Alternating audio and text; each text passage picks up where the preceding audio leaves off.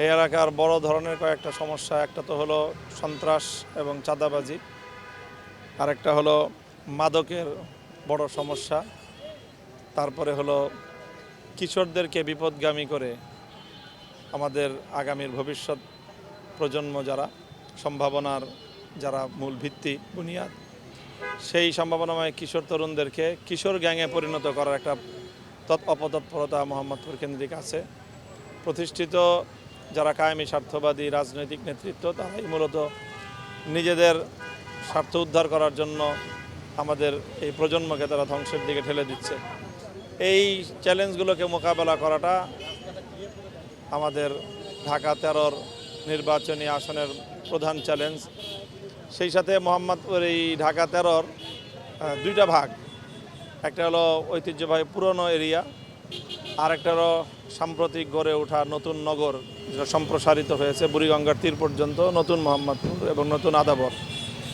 তো দুই জায়গায় দুই ধরনের সমস্যা এবং দুই ধরনের প্রয়োজন। পুরাতন মোহাম্মদপুরের বড় সমস্যা হলো যানজট, তারপরে হলো রাস্তাঘাটের যে কিছু কিছু জায়গা আছে পর্যাপ্ত রাস্তাঘাটের অভাব, তারপর জলাবদ্ধতা, এই জাতীয় কিছু সমস্যা আছে পুরাতন মোহাম্মদপুরে। আর নতুন মোহাম্মদপুরে সেখানে হলো বিদ্যুৎ, গ্যাস, পানি, এই জাতীয় নিত্য প্রয়োজনীয় যে ইউটিলিটি যেই সার্ভিসগুলো সেগুলো পর্যাপ্ত নেই। তারপরে সেই সাথে ওখানে আছে কিছু খাল আছে যেগুলো অনেকটা বেদখল হয়ে আছে, কিছু কিছু খাল আছে যেগুলো ময়লার ভাগাড়ে পরিণত হয়ে আছে অযত্ন অবহেলায়। তো ভূমিদস্যুদের কাছ থেকে খালগুলো মুক্ত করা, সেখানে বাচ্চাদের কোনো খেলার মাঠ নাই, বয়স্কদের হাঁটা চলারও কোনো জায়গা নেই। তো এই সকল জায়গাগুলোকে যদি উদ্ধার করা যায়, সরকারি খাস জমিগুলো, সেখানে খেলার মাঠ হওয়া সম্ভব। খালগুলোকে কেন্দ্র করে সেখানে একটা সুন্দর পরিবেশ তৈরি করা সম্ভব, যেখানে মানুষের হাঁটা চলার একটা ব্যবস্থা হয়। তো এই জাতীয় বিষয়গুলোই আমাদের এখানে নির্বাচনী প্রধান মুখ্য আলোচ্য বিষয় হিসেবে পরিণত হয়েছে। ভোটাররা তাদের কথা হলো এই যে মোহাম্মদপুরে বরাবরের মতোই দেখা যায় যে বহিরাগত প্রার্থী মোহাম্মদপুরে দেওয়া হয়। মোহাম্মদপুরে মানুষের এটা নিয়ে অনেক দুঃখ যে এত বড় জায়গা মোহাম্মদপুর, আদাবর, শেরেবাংলা নগরের মতো এরকম শিক্ষিত এবং মিডল ক্লাস এবং আপার মিডল ক্লাস মূলত এই অঞ্চলটায় বসবাস করে বেশি।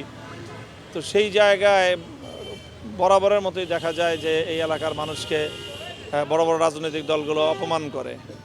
এখান থেকে কোনো নেতৃত্ব না দিয়ে তারা বাইরে থেকে এনে নেতৃত্ব চাপিয়ে দেওয়ার একটা প্রবণতা দেখা যায়।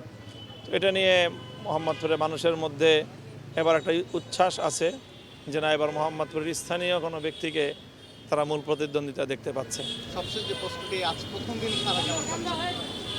প্রথম দিন আমরা মূলত একটা প্রোগ্রাম করেছি এখানে ৭১-এর বীর মুক্তিযোদ্ধা, ২৪-এর জুলাই যোদ্ধা এবং শহীদ পরিবারের অভিভাবক এবং ২০১৩ সালের শাপলা চত্বরের শাহাদাত বরণকারীদের অভিভাবক। মূলত আমরা এই তিনটি বাংলাদেশের ইতিহাসের মাইল ফলককে একত্রিত করে আমরা আমাদের জনগণকে একটা বার্তা দিয়েছি যে আগামীর বাংলাদেশটা ৭১ থেকে ২৪ মূলত কম্বিনেশনে আমরা নতুন বাংলাদেশ গড়ে তুলতে চাই।